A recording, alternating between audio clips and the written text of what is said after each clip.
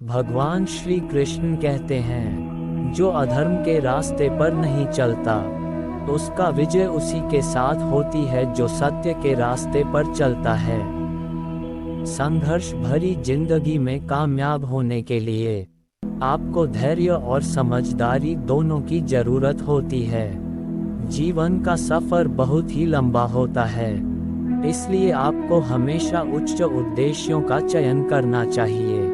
सफलता के लिए निरंतर दृढ़ संकल्प और समर्पण जरूरी होता है।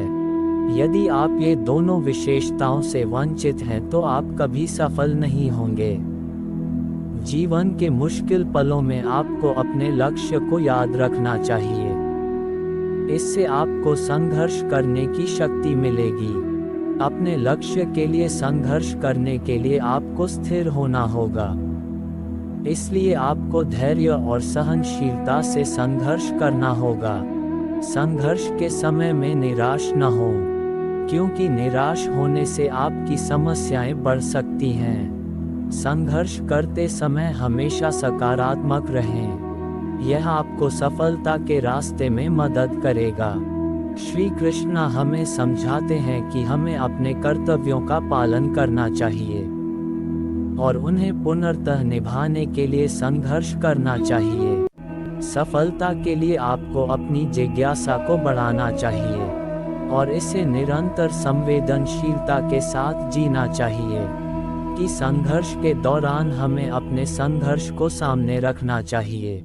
इससे हम अपनी मनोदशा को नियंत्रित कर सकते हैं। जब आप संघर्ष कर रहे होते हैं तो आपको हमेशा सफल होने के लिए उद्यमशीलता और अध्यवसायिता के साथ काम करना चाहिए। जीवन में आपको संघर्ष से डर नहीं लगना चाहिए, क्योंकि संघर्ष हमें आगे बढ़ने की शक्ति देता है।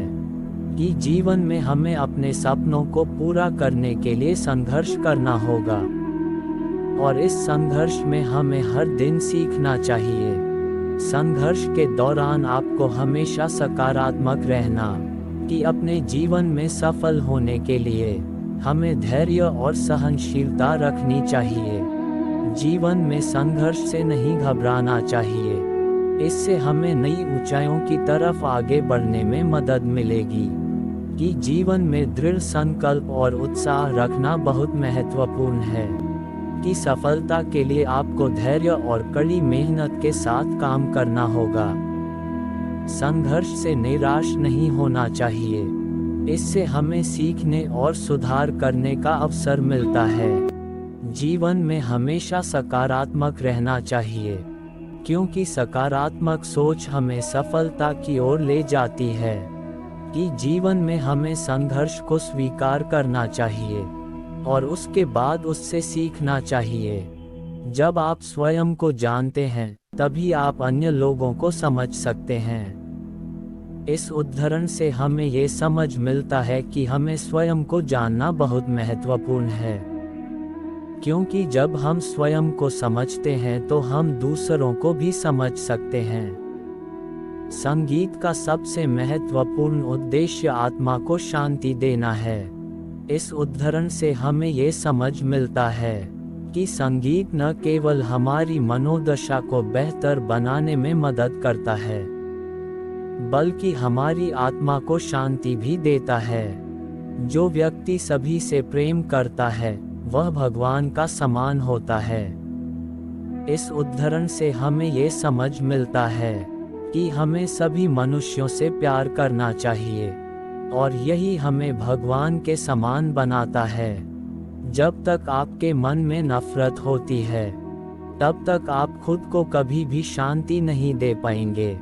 इस उदाहरण से हमें ये समझ मिलता है कि हमें नफरत को दूर करने की आवश्यकता होती है, क्योंकि नफरत हमारी आत्मा को शांति नहीं दे पाती है।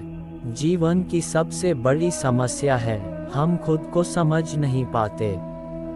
इस उदाहरण से हमें ये समझ मिलता है कि हमें अपने आप को समझने की आवश्यकता होती है, क्योंकि जब हम स्वयं को समझते हैं तो हम अपनी समस्याओं का समाधान भी निकाल सकते हैं। जो व्यक्ति अपनी कमजोरियों को समझता है, वह वास्तव में मजबूत हो जाता है।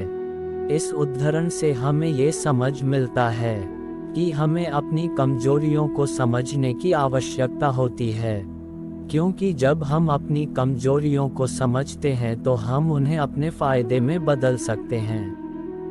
अगर आप एक सफल व्यक्ति बनना चाहते हैं, तो अपने सपनों को पूरा करने के लिए कभी नहीं डरना चाहिए। इस उदाहरण से हमें ये समझ मिलता है कि हमें डरने की जगह अपने सपनों को पूरा करने की कोशिश करनी चाहिए, क्योंकि सफलता उन्हीं के कदमों में होती है जो डर को हरा देते हैं।